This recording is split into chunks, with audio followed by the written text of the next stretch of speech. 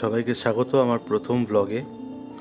এই ব্লগটি হচ্ছে উত্তরবঙ্গে যেদিন ভারী বৃষ্টিপাত হয়েছিল, মানে 6 অক্টোবর, সেদিনের সকালের ভিডিও। আমার সেদিন ডিউটি ছিল, তো ডিউটি তো যেতেই হবে। আমি আমার গাড়ি আনতে বেরিয়েছিলাম, প্রায় তখন সকাল 8টা বাজে। সামনের অটোটাকে একটু নোটিস করবেন। অটোটা কিন্তু যাওয়ার কথা ছিল ডান দিকেও, ঘুরে গেল আমার দিকে। কারণটা দেখুন। কারণ হচ্ছে এই রাস্তা কিন্তু পুরোপুরি ফ্লাডেড হয়ে গেছিলো। প্রচুর জল জমেছিল। জল প্রায় আমার গোড়ালির উপরে চলে এসেছিল। এবং এই শহরে এত জল আমি প্রায় 3 বছর ধরে এখানে আছি, এত জল দেখিনি আগে। অবস্থা বেশ খারাপই ছিল, ভয়ই লাগছিল ডিউটি যেতে, কিন্তু ডিউটি তো যেতেই হবে। শহরের বিভিন্ন প্রান্তে বিভিন্ন দিকে জল জমেছিল, তাই ঘুরে ঘুরে আমাকে আসতে হচ্ছিল।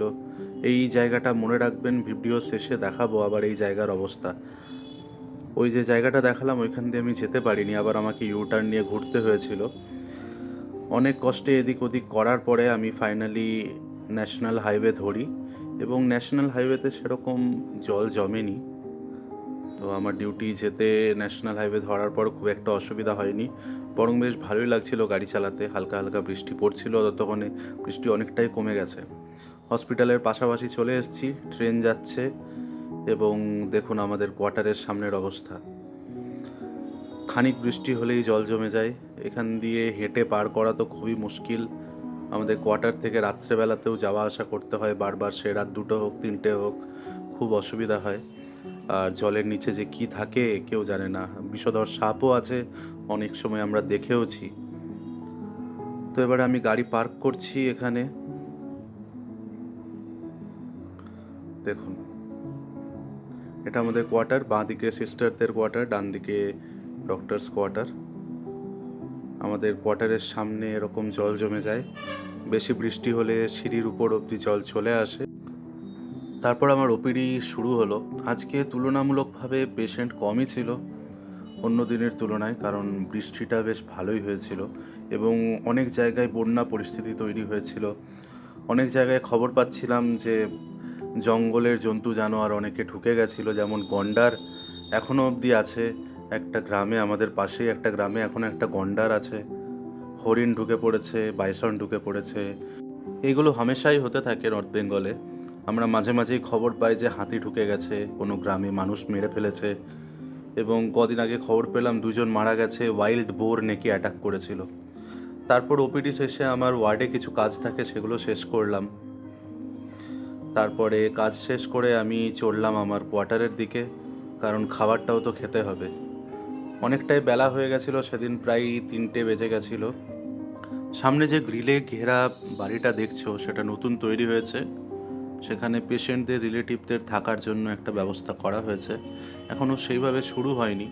এই ডান দিকে যে গাড়িটা দেখলে, সেটা আমি যখন থেকে ডিউটিতে এসেছি তখন থেকে দেখছি পরিত্যক্ত অবস্থায় পড়ে আছে।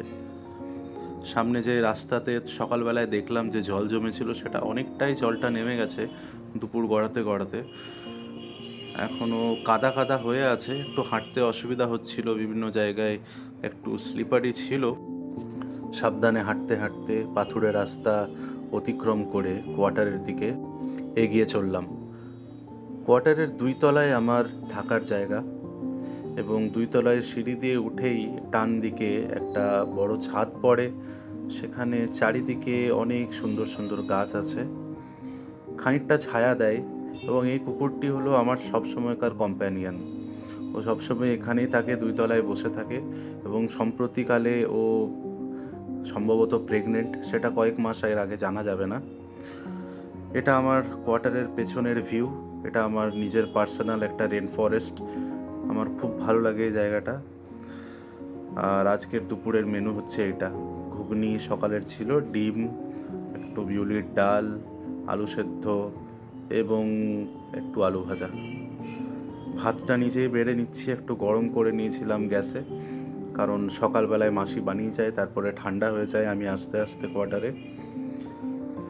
খানিকটা ভাত নিজে নিয়ে নিলাম, কিছুটা ওই কুকুরটার জন্য রেখে দিয়েছিলাম। আর ঘি ছাড়া আমার ভাত চলে না। তারপরে খাওয়া দাওয়া শেষে আমি আবার ওয়ার্ডে গেছিলাম রাউন্ড দেওয়ার জন্য।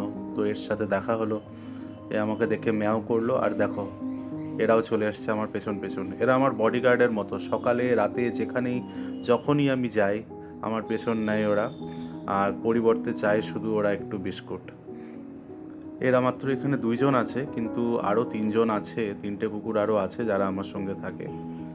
রাউন্ড দিয়ে কোয়ার্টারে ফিরে একটু চা বানালাম নিজের জন্য, এবং আমার পার্সোনাল রেন ফরেস্টের সামনে বসে মুগ্ধ নয়নে তাকিয়েছিলাম। কি সুন্দর জায়গাটা।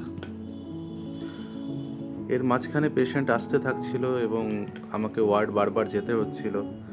রাত্রি 8টার দিকে আবার চা খেতে গেছিলাম আমাদের হাসপাতাল গেটের চায়ের দোকানে। সারা রাত্রি টুকটুক করে পেশেন্ট আসতে থাকে, তাই একটানা 2-3 ঘন্টার বেশি ঘুমানো যায় না ডিউটি থাকাকালীন।